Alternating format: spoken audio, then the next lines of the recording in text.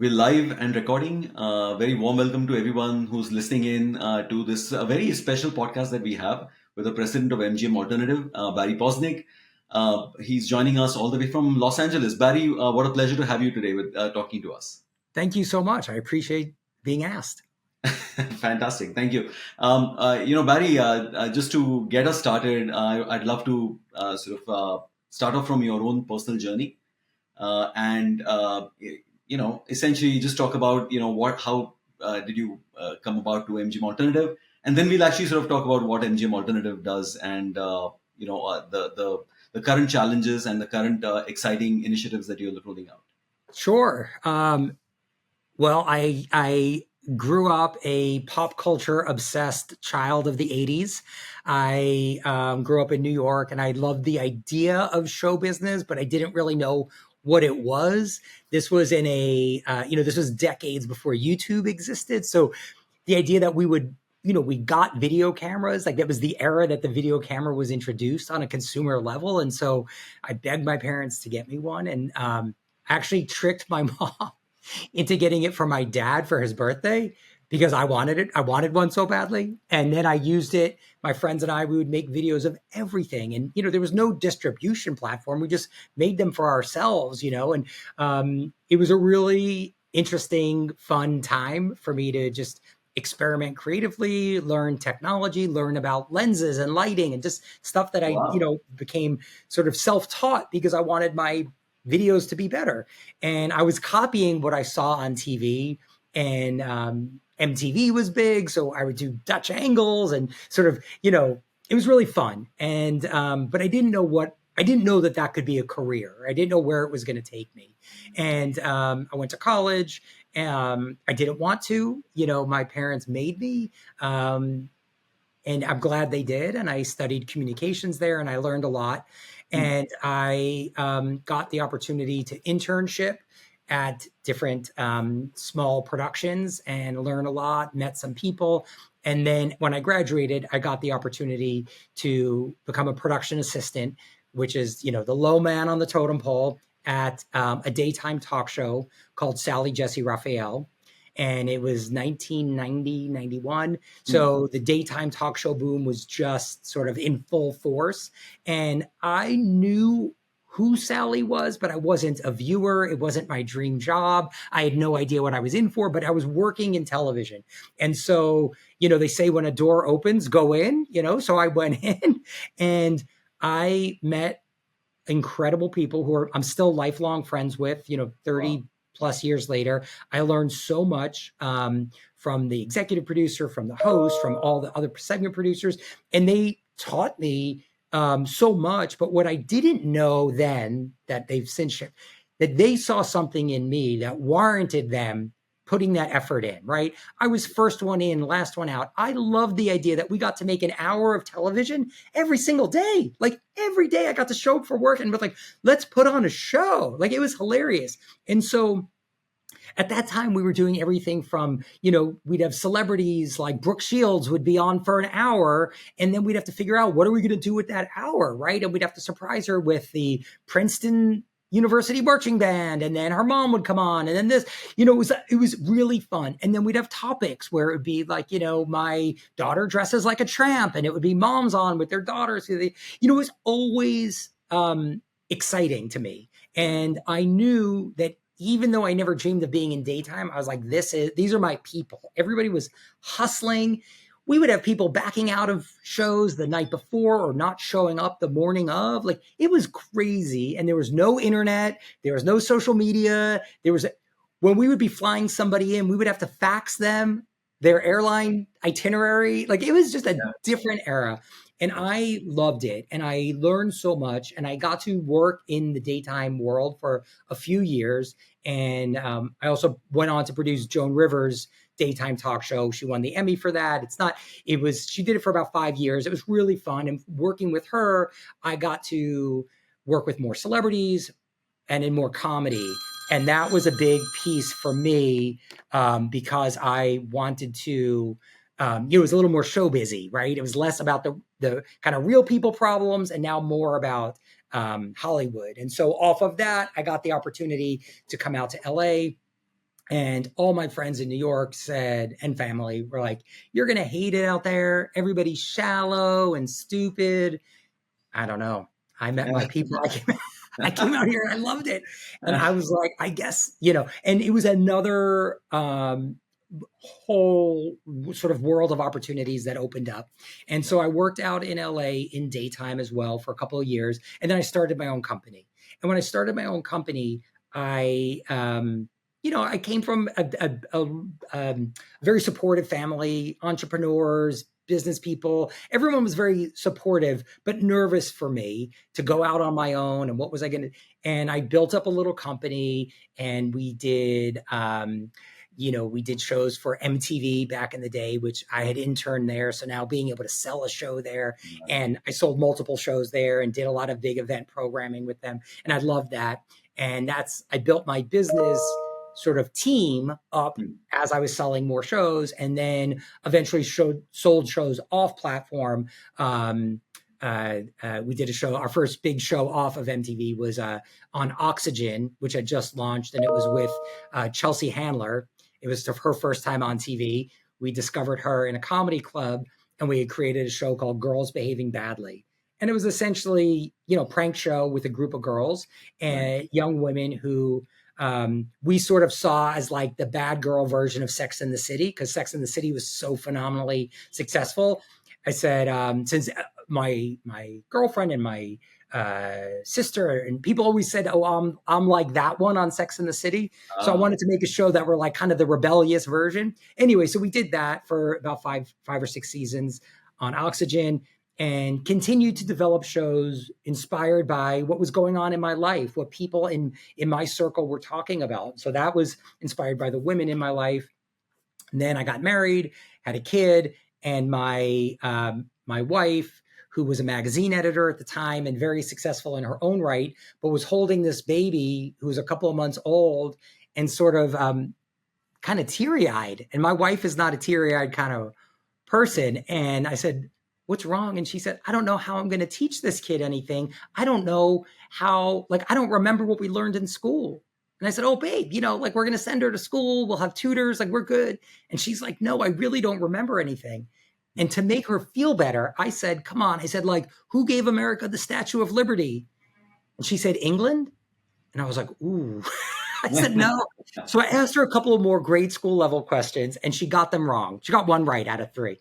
And so I said, I think this is a TV show. And so the next day I went into work, and I said to the team, what do you think about a show where you get quizzed on everything you learned in grade school, but maybe you don't remember it? And that became Are You Smarter Than a Fifth Grader? And Are You Smarter Than a Fifth Grader is the show that changed the trajectory of my life. I mean, really, it became so big and global, and the number one game show premiere in the history of television. Over 30 million people tuned in, and it was epic. And so off of that, I was able to continue building our company with my business partner, John Stevens. We then sold it to a British conglomerate called All3 Media, which is now very big because they acquired a ton of companies. We were the first, and it was really exciting. First American company they acquired. And then Mark Burnett, who I produced that show with, he sold his company to MGM. So he said to me, why don't you come to MGM now that you sold your company? Come. And that's what I did. And so that was about 10 years ago. And so at MGM, we then acquired other companies, Evolution Media, Big Fish Media. We then were acquired by Amazon. So it's been a really sort of exciting journey where no 2 days are the same ever. That is fascinating, Barry. Again, what an incredible journey, and just you've actually seen the best of television, but you've actually sort of created such great sort of brands along the way. Just fascinating. Thanks for so much for sharing that. Again, it gives the context for the next part of our conversation, which really is all about, and we'll talk about where the industry is at and what the industry is up to at this point. But if you can then maybe talk a little bit about MGM Alternative and what are the key aspects that sort of focused on right now. It's a big unscripted brand and reality shows brand, but how would you describe it? Well, listen, we're the number one unscripted studio in the world. It's Yes. incredible. I literally, like I said to you, I still like what I get to do for a living is incredible. I love it. I have two teenage kids. One's about to turn 20 and she's going into her second year of college. And I keep trying to instill upon them, like, figure out what you love Yeah. and find a career where you can do that. That's what my parents had told to me. When I was in college and trying to figure it all, they just said, just stick with what you love. You'll figure out how to become best in class. I've gotten to work with incredible people from Mark Burnett on down who are, I've been able to surround myself with people who are fantastic. So it doesn't all ride on my shoulders. I am in no way, take credit for everything that everybody on my team does. It is an incredible group, across multiple continents, and it's really fun. The scale of MGM Alternative is incredible with, some of the biggest IP in the world: Shark Sure. Tank, The Voice, Survivor. We do The Real Housewives of Beverly Hills and Orange County. We do The Apprentice still in other countries. In the UK, The Apprentice has been the number one show for over a decade with Lord Sugar. We have season 20 on there, and not slowing down, still number one. We just relaunched American Gladiators, which will be on Prime Video in the US next year, but it's already on the UK version, is already on BBC. We've done 2 seasons. The third season's shooting right now. So it's work. The scope of what MGM Alternative does is unprecedented. We have over 30, probably 35 shows right now that are on air and in production. And so Huh. when you think about that, you're like, how do you have so many shows? The truth is, most people don't know that they're our shows. So we have shows on HGTV, like, Ugliest House in America, Scariest House in America. They're great shows. Season 5 and season 2, I believe, are on now. And then we have Cutthroat Kitchen on the Food Network, or On Patrol Live, which we do 6 hours a week of live On Wow. Patrol coverage. That's on the Reels Network and on Peacock. So there's not a genre that we don't make. And that's what I love about the group that we get to work with. Like, creatively, we're very strategic, right? We don't develop something that nobody wants, right? We're based on, we'll develop stuff that we believe the audience is going to resonate toward, gravitate towards. It'll resonate with them. But we also need to know it's got to appeal to a network partner. It's got to appeal to advertisers. It's got to be loud for social. Like, it's got to check a lot of boxes. And so I always tell the team, like, we have to kiss a lot of frogs in the process. So we develop things. Sometimes I'll come in with an idea that I love. If the group doesn't think it's great, we don't do it. This Right. is not a dictatorship. That's the Right. good part about pop culture. It's popularity. So if it doesn't resonate with the team that are here, we have about 100 people in my immediate division. If these 100 people aren't excited about it, we don't do it, right? It's a real good focus group. And I do encourage young people, whether I'm talking at schools or whether they're new, interns or new hires, to just, not be afraid to ask people their opinion and value it. Because a lot of times you're like, oh, well, they didn't know. And it's like, no, if enough people tell you it smells, like, move on, And so, that's sort of the kind of range of content that we make. And we also have YouTube channels and fast channels and, podcasts and all that kind of stuff. Fascinating. I mean, just 35 shows running at this point. Just the scale of it is stunning. Yeah. And by the way, I also love Lord Sugar. Oh, Just big fan. he's the He's best. so good. Glad to know that it's still rolling in a way. It's incredible. And I remember he called me a few years ago because one of the seasons he wanted to have two winners. He didn't want to fight. He didn't Ah, want to fire either of them at the end. oh, And, he called me and he said, I want them both to win. I want to hire both of them. And I was like, well, we don't have the budget, right, to give two people a prize. right. And he's like, I'll pay them. I was like, oh, if you want to pay them, go for it. Like, God. he's And he, the best talent, the best partner, such a smart business guy, and a total character, right? Like, he's yes. 1 in a million or a billion at this point. Yes, yes. So again, a big fan of all the work that MGM Alternative does. One aspect, Barry, again, I wanted to sort of understand was you described the development process at the beginning of your career, and now there is a development process in a very changed environment. Yeah. I'd love to sort of see what's the big switch and the big change that's actually happened over the years? It's very interesting. I think what's changed isn't so much um, the infrastructure of the industry. It's kind of who I was and how I evolved, because I was a young guy then, right? I was in my mid-20s going out and pitching stuff. And I remember I pitched an executive at a company that doesn't exist anymore. It's called Group W, but I pitched them a talk show, a daytime talk show. That was the world I came from. I went in and I pitched them a show. And the woman said to me,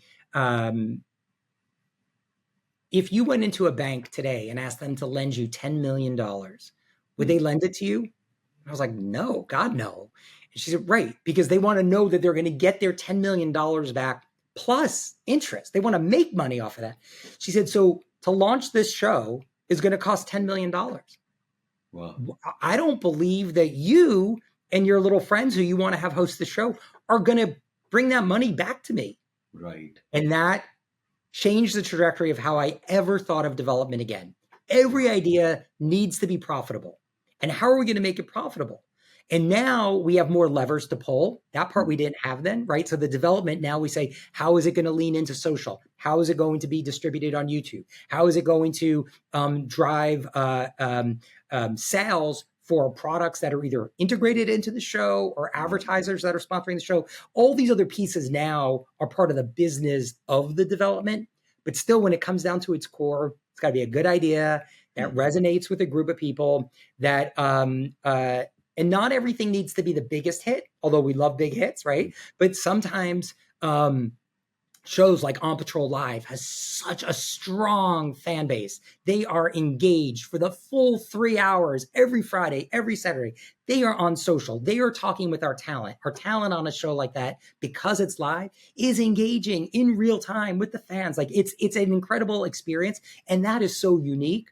And that's something that is like a world. They call themselves OPL Nation because the fans of that show have just embraced it and own it and support it. And we just launched our line of merch, because all kept saying, why aren't you guys selling merch? So we now have an On Patrol Live store on Amazon. So, it's really fun. But I think the development process always still needs to start with like a good idea. And that good idea could be something that everybody relates to because that's what resonates, or so out there, so crazy, so I've never thought of that before, that's so outlandish that's going to get everybody talking about it. But either way, you need to get engage the audience. And if it's something, I tell people all the time, if you have an idea, people are afraid to share it. And I always say, talk to your friends and family, go out to people, but you have to listen to the good and the bad. And if enough people are telling you it's not good, like, it's okay. Dive deep, figure out how to reinvent it, reimagine it. And sometimes you just got to put it on a shelf and wait until the world catches up with where your idea is at. And we've had shows. There was a show, in fact, that I did with Joan Rivers years ago, because when I would travel with Joan, which wasn't a lot, but if we went on the road for certain projects or different things, we would land at the hotel, at the airport, and they would be driving us to the hotel. And she would always say to the driver, take me through the fancy part of town. And we could be in Minneapolis, we could be in Atlanta, wherever we were. She just said, I want to drive past. And we drive past these giant mansions, because every place has it, right? These epic homes. And we would laugh, like, how do you think that person got rich? What do you think they did? And then we created a show called How'd You Get So Rich, where Joan would go up and knock on doors and ask people how they got rich. And we pitched it around. Nobody wanted it. And then the economy changed in 2008, 2009. Yeah. And I said, you know what? We need a show like this now. We need to understand the cool ways. And we ended up doing the show for 2 seasons on TV Land. It's still one of my favorite shows that I ever made, but the timing was right. When we pitched it previously, there wasn't really a place for it. Now, that was a show that taught people, like, I remember we had the guy who invented the wee-wee pad that you train a dog to pee on. He invented the wee-wee pad. He had a place overlooking Central Park. The entire floor of a building on Fifth Avenue was his house. It was crazy, from wee-wee pads. So that show just needed, and by the way, we're talking about bringing it back now because I feel like the economy right now is similar to then, where people are looking for inspiration and motivation. So we'll see. But now, unfortunately, obviously, Joan's not with us, so we got to figure out who the right host would be. But I think that's my development advice, is to, like, listen to the market, but it doesn't need to be dead forever. But sometimes you have to just put something aside. That's right. That's right. No, it's just a great articulation of the power of having a good business plan, Yep. or just figuring out how this thing makes money at the Yes. end of the day. But Barry, again, let me push you a little bit on that one, because the way people make money has also changed dramatically. Upfronts are out in the way that they were happening with network TV and linear. Now the way things are making money are very different. I mean, Yeah. streaming is its own thing. Looks like we're going back to advertising. I mean, the I headline know. is, it's going back to advertising. AVOD and FAST is exactly that.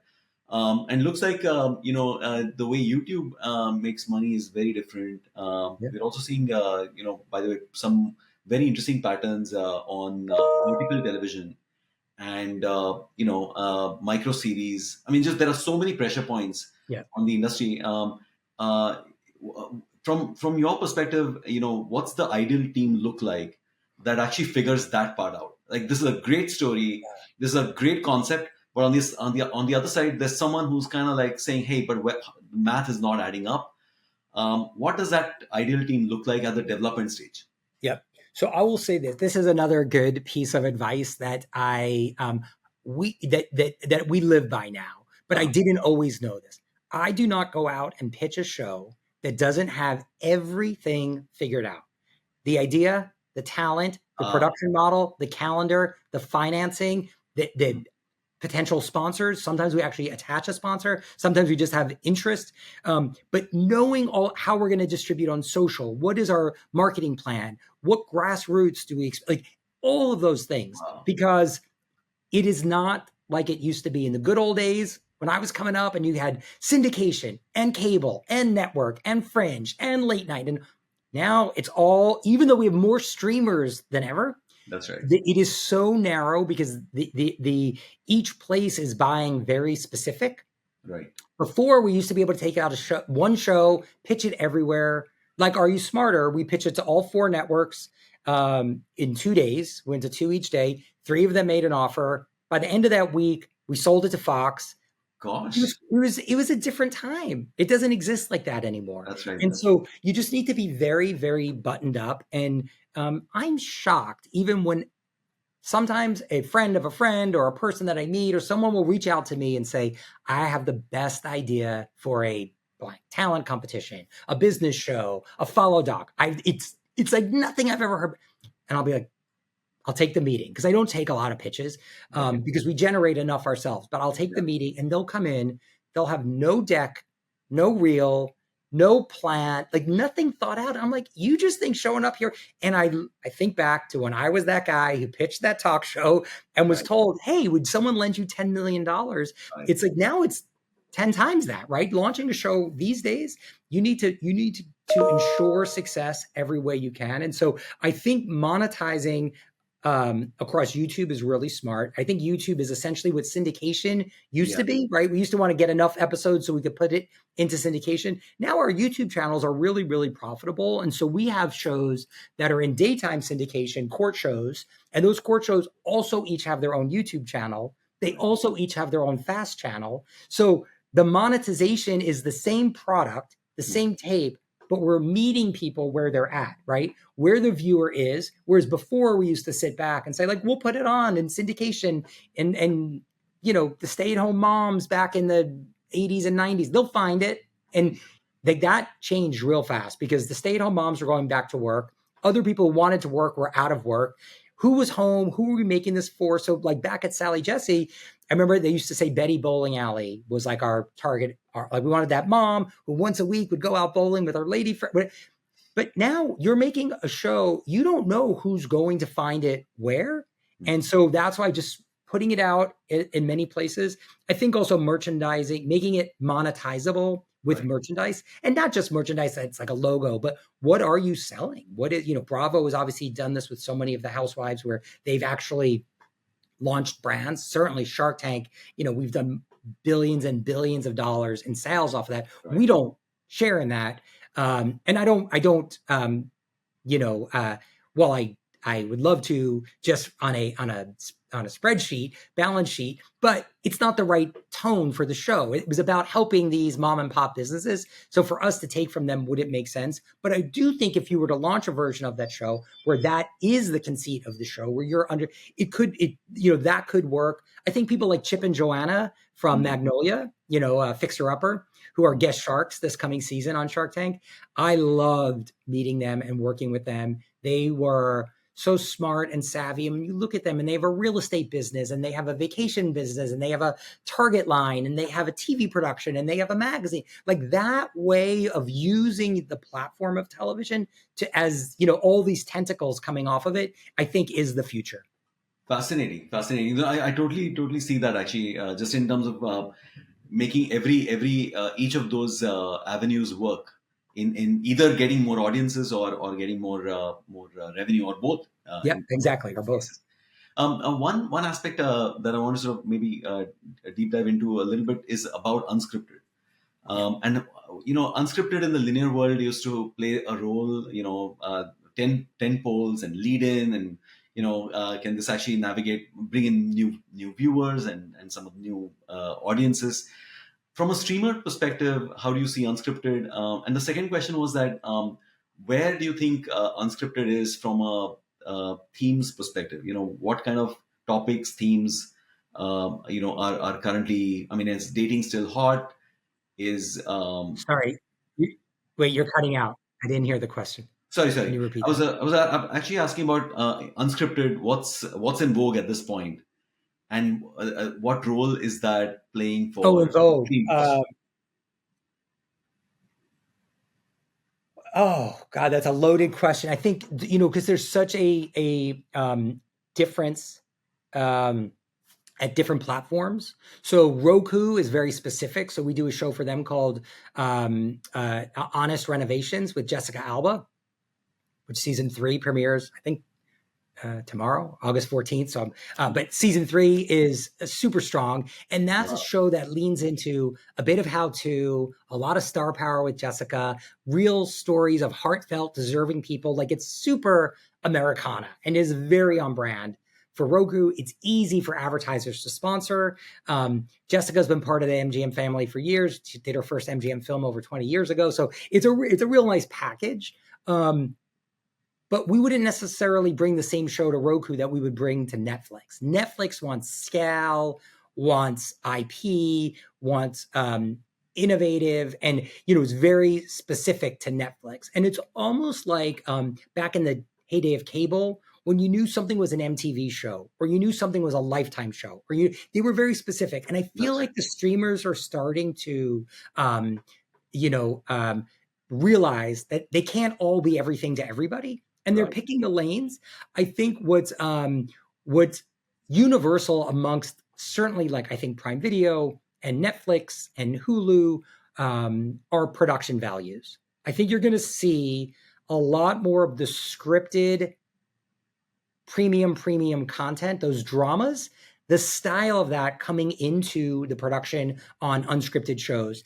And we're doing that already on 007 Road to a Million, which is an incredible piece of IP, right? As getting to play in the James Bond universe. It was like a dream come true for me. And a lot of years in the making, working with Barbara Broccoli. I mean, everybody said to me, she's never going to do unscripted, never going to do unscripted, never going to do unscripted. And I then finally approached her and I said, why don't you want to do unscripted? And she said, well, I never said I don't want to do unscripted. I just don't like the ideas that were brought to me. Bring me something great, And then we created a world in which this show could live, and that's on Prime Video. So season 2 of that premieres next week on Prime Video, and that has the most epic production values. It has the soundtrack of James Bond. So it's like the look and feel, it's incredible. The team on the ground around the world making that show happen, because it's essentially a competition show where teams of 2 live in the James Bond universe, go to locations where the films were shot, and have to do challenges inspired by real James Bond. And it is death defying. It is crazy. These people are super fans. And I love, you know, they're not, it's not tuxedo. It's not all tuxedos and martinis. It's like they're doing stuff that's scaring the shit out of them. And I love it. And so that the production values on that, I think that's where the bar is going to be for unscripted shows on streaming that are trying to be premium streamers. They're going to need to deliver on that. And I think Beast Games as a scale, Beast Games on Prime Video is also, kind of in that vein of just like the scale is there. You get that this is worth me paying my membership each month, my subscription to get this kind of content. Fascinating. I'd love to actually sort of tune into the new one. So yeah, waiting with bated breath on that one. Good. One question, just to double click on then, Barry, was relating to you talked about Roku, you talked about Netflix, you talked about Prime Video. How's life changed, after coming into the Amazon family? How those equations with some of the other streamers, network. It's interesting, when we were first in conversations about getting acquired, and it was about a 2-year process from the first time, at least that I was even brought into the mix. But I remember thinking, like, how is this going to work? Because we have all these shows that are already long running on other networks. We're still producing those shows. How does it work? And so a lot hasn't changed in a good way, right? We still service all of our partners at other networks and other streamers. We do make shows for Prime Video. So the Travis Kelce version of Are You Smarter, which is Are You Smarter Than a Celebrity that we launched, that's on PV. We did 2 seasons of that. We're doing American Gladiators also for Prime Video. So we do some things for Prime Video proper. Then we also do things for Amazon Live, which is a fast channel that is consumer based. So it's like, it's not QVC and HSN, but it's a version of home shopping. And so we have a show that we did for them that's also on Prime Video now called Shopping Court. And Shopping Court is inspired by the fact that we made a lot of court shows. People love them. They have a beginning, a middle, and an end. People love pointing the finger at each other and the argument of who's right and who's wrong. And so we created a show called Shopping Court where products are put on trial. So we have a jury of consumers, of Prime members, who all get sent these products, kind of like how influencers get those boxes to unbox. They each get a bunch of products. They try them at home for a few weeks. Then they come into the courtroom and a jury of your peers say whether they would buy or not buy this product. And I think it was what I loved about making that show was you'd never seen a shopping show where people were ever saying anything bad about the product. It was always like, why this is so great and how this solves everything and why you need this and buy now and we're running, supplies are limited and like all these sales. And I love the idea that Amazon was willing to try a shopping show that was kind of an unshopping show. Right. And so what I loved was some people said, look, this mug is great, but not at $32. Like that's too much. Or I love this, but I noticed it's a little heavy for my kids to carry. You got the reviews that you see when you scroll down on Marketplace, you got those reviews coming to life. And so anyway, that was a type of show I don't think we would have ever conceived had we not been part of the Amazon universe with a seat at the table where we were hearing what are the needs of different departments and how do we make those things come to life. Same thing with the podcast division. Audible and Wondery, where we produce the video portions of some of their podcasts. So Kiki Palmer and Nick Cannon, those are ways that we could support other divisions. And so that's stuff that we would have never, had the opportunity to even learn about, much less than take it to the next level and actually produce the content. Fascinating. I was very curious coming into this meeting about the Amazon, deal. How's that changed life for you folks? And then the other aspect was relating to, Prime Video, Netflix, Roku. Roku maybe less so, but Netflix and Prime Video are definitely very global in their approach. A lot of these shows actually go across the world. And are consumed by a massive set of countries. 100 plus. How has that changed your perspective as a creator in this industry? Well, it's a great question because there's basically 2 ways that we service the global platform. Right. One is format sales, and format sales has been a big part of our business, for a very long time. Probably Are You Smarter was the first one that we sold into 75 different territories around the world. And it was the first time I heard the term mailbox money. They were like, you're going to be making mailbox money now, where the show is happening in all these other territories. And we needed to, teach them how to make the show, the Right. nuances of it. But then, it's still being made in territories where we don't have to do anything except collect the check. Like, that's a beautiful business. So creating formats like The Apprentice, like, Are You Smarter, Gladiators, things that can travel. So there's places that make their own original versions of that show. And then there's places that buy the tape of that show. And both of those are really important. And both of those have now come into the streaming age. And we do the same thing. So 007 Road to a Million will air that one version around the world, right? I think it's almost 200 countries, I believe. But Yes. it's such an epic show to make. We're not making bespoke versions for other markets, right? They couldn't afford it. But they get this big premium epic show. But then other shows like Gladiators, we're able to produce in the UK and produce an original version in France and another version in Australia and another version for the US. And we also get to sell the tape. So the US version will air in other territories as well. So that that model is the international platforms are it's sort of like a natural extension of what we were already doing. It just helps us now, like on Prime Video, we could sell, 007 or Gladiators, and then it goes off into the universe, right? There's another whole team of thousands of people coding and translating and dubbing and getting it ready to go around the world. And so as a one-stop shop, in a way, that's like a lever that Prime Video can offer that almost no one else can. Even Peacock, who's great, and we do On Patrol Live also airs on Peacock, but Peacock is geo-blocked in territories. So if you're traveling, you can't watch it, and they don't have. So there's very few of the streaming platforms that truly are Travel that much. global at the scale. Yeah. That's right, and that's a great example. I mean, localize when you have to, but a Bond franchise is global, right? At the Right. outset, Bond fans, I guess, whether it's here or in Asia, will have the same. Exactly, and we're very clear in our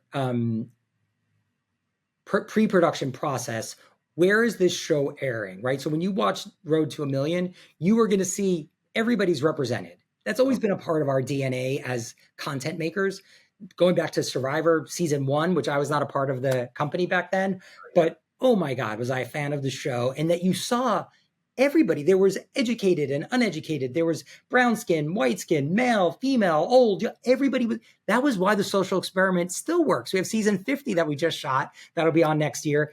It's incredible. You have cunning con artists in the mix. You have like just people who are game players and I think that's what Shark Tank, same thing, right? Nobody's excluded from coming into the Shark Tank. If you have an idea, get in here, and that's I think that's inclusiveness, which was always part of our DNA, travels so well. Right. And then you have another part like Real Housewives. Those shows travel so well because it's a glimpse into some universe that I'm like, what are these ladies fighting about? What is going on here? How much did she spend on that? And you're watching it for a totally different reason. And it's showing you a subculture. And so I think both those things, are successful in traveling. Right. Absolutely. Again, those were great examples of just how shows can travel into all kinds of different geographies. Yeah. And be relevant to the maximum set of people. One question, Barry, that I was very curious coming into this meeting was about partnerships. You have some great partnerships, some of the ones that you've already mentioned. How's that aspect sort of going? Have you had to sort of, take? No, nothing's really changed. I will say, part of the Amazon universe is there's a lot of education that happens. And I've never been part of a company. I mean, it's the biggest company in the world, right? So That's right. Unless you're here, you're not. And so coming into this company, realizing there are leadership principles, there are tenets, there are courses. I just took an AI course 5.5-hour course last week because they want us to be at the front line of anything. And I love that. When I had my own company, we were scrappy and we were, it was me and my friends and my business partners. Like we were just figuring it out. Now we're at a place where they're like, oh, we figured out. Here's what all of our executives need to know. Wow. Great. Take this course. And so, being customer obsessed is the Amazon way, right? And no matter what division you're in, and as an Amazon customer, I love getting my package delivered quickly and on time. And I love how easy it is to return. And I love the reviews on there. So I know what I'm getting. And I never thought of them as being customer obsessed. I just enjoyed the feeling. Now we're the same way with content. They tell us be customer obsessed. And our customers are the viewer, but also the other networks that are buying from us. So we have two customers to serve. And so our partnerships haven't changed, right? Our advertisers are our customer and our partner. Our networks are our customer and our partner. And our viewers are our customer and our partner. And it's just more like, I would say we have clarity from a business standpoint around some of the stuff we were already doing, but now we have a name for it, right? We dive deep, we disagree and commit. We make decisions that are mindful in a way that's bigger than just this project, right? It's really thinking about our universe. And so those changes haven't been, they were unexpected because we didn't know what we didn't know, but they've been, they haven't weighed us down or limited us in any way. And quite frankly, our partners, when we were changing the logo on the end of our shows, the big roaring lion that's so iconic, and then it was re-rendered to say an Amazon company, right? And then an Amazon MGM Studios. And that, I couldn't just slap it on the show and deliver the show. So I had to call NBC and I had to call CBS and I had to call it, say, hey, this is what we'd like to do. I want to make sure it's not. And they were like, dude, everything's a conglomerate now. Like everybody's merging, everyone's being acquired, and nobody cares. No, the viewers just want a great show. The networks want a great show. The advertisers want a great show. So make a great show and everybody's good with it. And so I think that was surprising to me because I didn't know what the response was going to be. But yeah, there's been no real change in our structure that way. Got it. Thanks for sharing that. Barry, in the final segment of our conversation, it's all about the future and where we are headed as an industry, as a company, as experts and professionals in this sector. So a couple of questions on that piece. One is the way productions now happen. Again, that's changed quite a bit. It's definitely dramatically changed on the scripted side. Or the feature side, animation has changed, right? How would you sort of look at unscripted, virtual production, LED screens, just the speed with which we are able to deliver or not? How would you describe some of the changes that have happened? Well, I would say this. I know earlier I mentioned this sort of premium production model, which I do think I do believe that is a huge path. I also believe the YouTube model, the YouTube user-generated content is so good. Obviously, Mr. Beast is at the top of it, right? Yes. He produces shows that are broadcast worthy for sure. And the audience connects with that. They appreciate it. They've been along for the ride with him. But I think there's a lot of other people out there that there are people using that same model where they are delivering high production values, but in a different way. And so I think there will still be a path for totally sort of semi-uncharted territory to create a unique IP that you could deliver straight to viewers via YouTube. That is going to still take off. And people don't talk about it. YouTube is the number one streamer, right? Yes. Everybody says Netflix and true, those are all great, but YouTube streams more content to more people, makes more money. I mean, it's just unheard of. And so I believe that is just getting started. More people are going to jump on that bandwagon. And I think that also speaks to the monetization, right? There's no middleman. It's you and YouTube. That's it. And you don't have to pitch. The YouTube doesn't judge. You don't have to pitch them to see if it's worthy. The audience, the algorithm's going to decide. Either enough people watched it and enjoyed it, that stayed the whole time, that stayed through the hook, that stayed till the end, that didn't fast forward. Like they are tracking everything. And if it works, it works. It's undeniable data. So I do think that is a great path, especially for young. When I say young people, I don't mean age-wise, but people new in the business. It doesn't Yeah. matter if you have an idea for a business show, for a podcast, for a competition, whatever you want to do it. Like there's a way to do it, and it didn't exist before. And you don't always have to go to a big studio or to a streamer to try to get exposure. I think also AI is going to be huge in production, and people could like it or not. And it's not just because I came out of this seminar, but I have seen firsthand how it's going to help in casting, how you could plug in data if you're doing a dating show. Which of these women are most likely to hook up with which of these guys? Who's going to have the cat fights? It's just another source of information. It's not going to be 100%, but it's going to be used. We use it to help us create, if we're trying to come up with a title, what would you call this show? Like, why not ask it? It's a resource. And it's the same way we would Google stuff before. When we Google, are there articles written about this? Is there support data? So I think AI will be a big tool asset in production,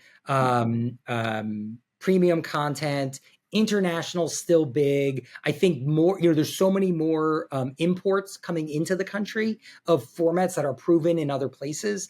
And I hate that. I want us to be the leaders. I want us to be syndicating our formats around the world. So I do think that that sharing formats, though, will continue to be very prominent. And it's only becoming easier now that we all have access to each other's content, but you could see what's working in other parts of the world. And then one other trend that I would say is probably like the play along, for lack of a better term, of content. I think having the user, the watcher, the viewer, the customer engage to create shows where they can say, no, you know what? I want to see Dave date Betty. And and so that next week's episode, because that's what the people voted, that's what happens. And I think right now we use voting in a very just sort of a button on a show, like on The Voice. Who does America want to be the voice? Right? They get a say, but I think it's going to become much more integrated because young people, there's so many studies that shows the younger generation wants to be interactive with their content, with their creator. They want to know who's making the show, right? They're so used to being able to talk to influencers and be direct, get into their DMs and get a response, right? It's so different. When I was growing up and you read a fan letter, you never heard back. So I think there's this connection that will continue to grow. And I think unscripted is the genre, unlike features, unlike dramas, unlike sitcoms, that can actually lean into that and deliver it quickly and have a choose your own adventure, type experience for viewers, and still make content that works. If you're like me and you want to just sit back and passively watch, the show works like that too. So I think it's got to work on both platforms, but I think that gamification will be a big trend. That's a fascinating idea. Just right there, Barry, because we know that a host of these conglomerates and streaming businesses are very excited about gaming. Yeah. And what you just described is actually where gaming and unscripted actually sort of converge, Exactly. and actually create more excitement for viewer participation. That's right. Fascinating. 2026. What are the exciting aspects that you're looking at for the rest of the year in 2026? More formats, more unscripted. More relationships. More. I love more. Well, I think podcasts, not that this is like anything revolutionary, but podcasts are the future, right? They've taken us back to where my career started, right? Talk shows. That's the idea that, again, you don't need to be syndicated. You don't need some person in an office to say, we'll syndicate. Like, do it, make it, put it out there. And I think podcasts are going to become prominent on streaming. I believe because the video version of the podcast, it has replaced the podcast. There are people that still listen to it, but the majority are watching and listening.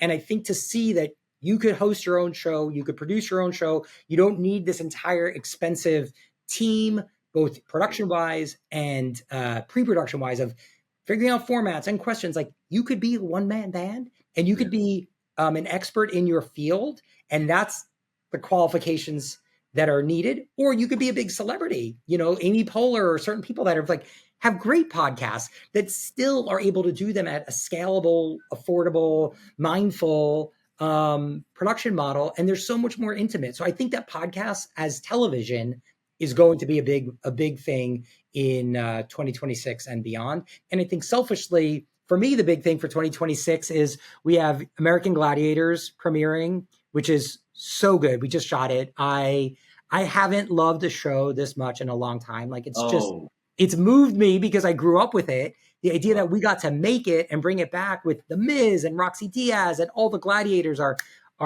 epic. And then also Real Housewives of Rhode Island, we are shooting right now, which is the newest in the franchise. And that world that our team, Lucilla and the team at Evolution, that found this cast of beautiful, rich women who are all interconnected and so outspoken, and the architecture of Rhode Island, which a lot of people don't know, but that New England Great Gatsby vibe, and they're all in the water, and there's boats, and there's marble staircases, and it's epic. And then the women are so real, and the accents are like that Boston, Jersey sort of, and they are such a great group. So those two premieres for us, selfishly, I'm very, very excited about for 2026. And then what's great, like we talked about at the beginning about the development process, is that we'll have some shows premiering in 2026 that I don't even know about yet. We haven't even created them yet. And that ultimately, sort of like connecting the beginning and end of this interview is what I love about Unscripted, is that it can move that fast, that we can have an idea today, that we can make it next month, and then it could be on the air. And so that energy is, I think, why people in this business get addicted to it. It's so good. And you don't have that. A lot of other genres of entertainment, people talk about the waiting game and how long it takes. And believe me, we do complain some too, but we get to move pretty fast, and it's fun. Fascinating, fascinating. Barry, this has been such an animated conversation. You extremely excitable, high energy. You've been in LA. I'm in San Francisco Bay Area. I felt your energy and excitement. 30 plus years in the business and still just wanting to go at it. This has just been such an exciting conversation. Thank you so much for talking to the Vitrina Network. Your voice will go across to 100,000 people, and they're going to be very inspired about the TV business and the unscripted part of the TV business. Great. Thank you so much for doing this today with us. Well, great. I appreciate it. And I love, I'm relatively new to LinkedIn. I got on it last year because, somebody had said to me, like, you have wisdom to share with young people. And it's like, and so I did, and I really enjoyed it. And so if any of the listeners have liked this conversation, connect with me on LinkedIn, because I really do love, that platform where we get to talk about business and entertainment and, cultural shifts and all this kind of stuff. So thank you. Fantastic, fantastic. Thank you so much again for talking to us today. Great.